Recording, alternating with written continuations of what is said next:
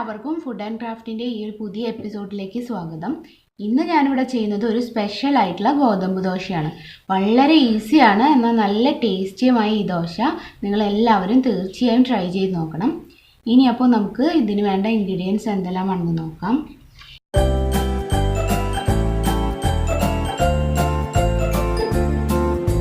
റെസിപ്പിയിലേക്ക് പോകുന്നതിന് മുമ്പ് നിങ്ങൾ ആദ്യമായാണ് എൻ്റെ ഈ ചാനൽ കാണുന്നതെങ്കിൽ ഇതിന് താഴെ കാണുന്ന ചുവന്ന സബ്സ്ക്രൈബ് ബട്ടൺ പ്രസ് ചെയ്യാനും അതിനോടൊപ്പമുള്ള ബെൽ ഐക്കൺ ക്ലിക്ക് ചെയ്യാനും മറക്കരുത്. എങ്കിൽ മാത്രമേ എൻ്റെ എല്ലാ വീഡിയോസിൻ്റെയും നോട്ടിഫിക്കേഷൻസ് നിങ്ങൾക്ക് മൊബൈലിൽ ലഭിക്കുകയുള്ളൂ. ഇവിടെ ഞാൻ ഒരു 2 ഗ്ലാസ് ഗോതമ്പ് പൊടിയാണ് എടുത്തിട്ടുള്ളത്. നമ്മൾ സാധാരണ യൂസ് ചെയ്യുന്ന ഗ്ലാസ് തന്നെയാണ് അളവിനായിട്ട് ഞാൻ യൂസ് ചെയ്തത്. അപ്പോൾ 2 ഗ്ലാസ് ഗോതമ്പ് പൊടി എടുക്കുക. ഇനി അടുത്തതായിട്ട് വേണ്ടത് സവോള ഇതുപോലെ ചെറുതായി അരിഞ്ഞത്, പിന്നെ കറിവേപ്പില, പച്ചമുളക്, പിന്നെ തേങ്ങ. ഇതിൻ്റെ അളവ് ഞാൻ ഇൻഗ്രീഡിയൻസിൻ്റെ ലിസ്റ്റിൽ കൊടുത്തിട്ടുണ്ട്. അത് നോക്കിയിട്ട് നിങ്ങൾ അളവെടുക്കുക. എല്ലാം ഞാൻ അളന്നിട്ടുള്ളത് നമ്മൾ സാധാരണ വീട്ടിൽ യൂസ് ചെയ്യുന്ന ഗ്ലാസ്സിലാണ്. 1/2 ഗ്ലാസ് 3/4 ഗ്ലാസ് ഒക്കെ അളവ് എടുത്തിട്ടുള്ളത്. പിന്നെ വേണ്ടത് പഞ്ചസാര, ഉപ്പ്, മുട്ട. ഇത്രയും സാധനങ്ങളുണ്ടെങ്കിൽ നമുക്ക് വളരെ ഈസി ആയിട്ട് തന്നെ ഈ ദോശ തയ്യാറാക്കി എടുക്കാം. അപ്പോൾ ഇനി ഇതെങ്ങനെയാണ് ഉണ്ടാക്കുന്നതെന്ന് കാണിച്ചു തരാം. ആദ്യമായി ഇതുപോലുള്ളൊരു പാത്രത്തിൽ ഒരു 2 ഗ്ലാസ് ഗോതമ്പ് പൊടി എടുക്കുക.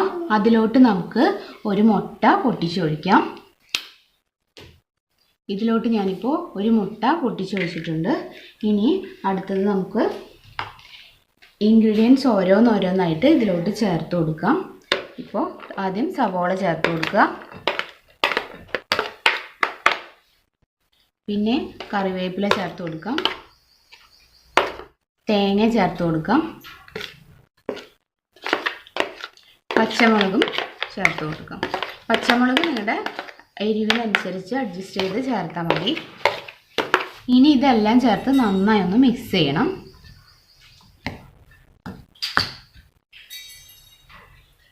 ആവശ്യത്തിന് വെള്ളം ഒഴിച്ച് കൊടുക്കുക. ഒരു ദോശയുടെ ബാറ്ററിൻ്റെ കൺസിസ്റ്റൻസിയിലാക്കി എടുക്കണം.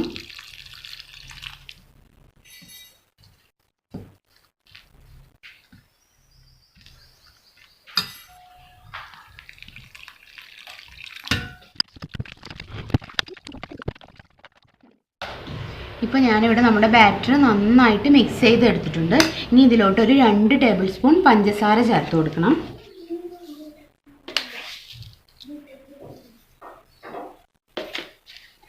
പിന്നെ അടുത്തതായിട്ട് ലേശം ഉപ്പും ചേർത്ത് കൊടുക്കണം. പഞ്ചസാര ഇഷ്ടമില്ലാത്തവർ അധികം പഞ്ചസാര ചേർക്കണ്ട, നിങ്ങളുടെ ടേസ്റ്റിനനുസരിച്ച് അഡ്ജസ്റ്റ് ചെയ്താൽ മതി.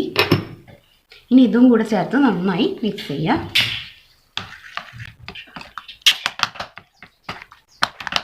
ബാറ്റർ ഒന്ന് ടേസ്റ്റ് ചെയ്ത് നോക്കിയിട്ട് ഉപ്പ് കുറവുണ്ടെങ്കിൽ ചേർത്ത് കൊടുക്കാം. കണ്ടോ, ഇതാണ് ഈ ബാറ്ററിൻ്റെ ഒരു കൺസിസ്റ്റൻസി. ഇനി നമുക്ക് ദോശ ഉണ്ടാക്കാനായിട്ട് തുടങ്ങാം. ഫ്ലെയിം ഒരു ലോ ഫ്ലെയിമിൽ വെക്കുക. പാൻ ചെറുതായി ചൂടായ ശേഷം ലേശം നെയ്യ് ഒഴിച്ചു കൊടുക്കുക. നെയ്ക്ക് പകരം ഏതെങ്കിലും കുക്കിംഗ് ഓയിൽ യൂസ് ചെയ്താലും മതി.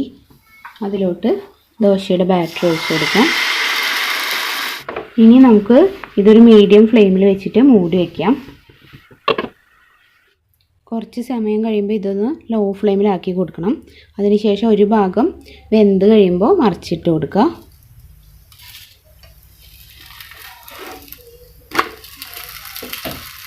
ഇപ്പോൾ ഒരു ഭാഗം ഇതുപോലെ ചെറുതായിട്ടൊന്ന് മൊരിഞ്ഞ് വന്നിട്ടുണ്ട്.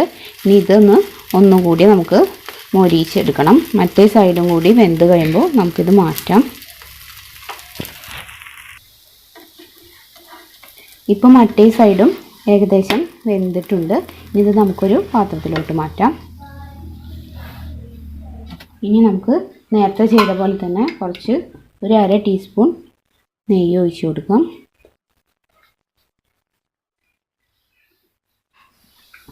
അതിലോട്ട് ദോശയുടെ ബാറ്റർ ഒഴിച്ച് കൊടുക്കാം. ഇതുപോലുള്ളൊരു 2 സ്പൂണാണ് ഞാൻ ഒഴിക്കുന്നത്. ചെറുതായി ഒന്ന് പരത്തി കൊടുക്കുക.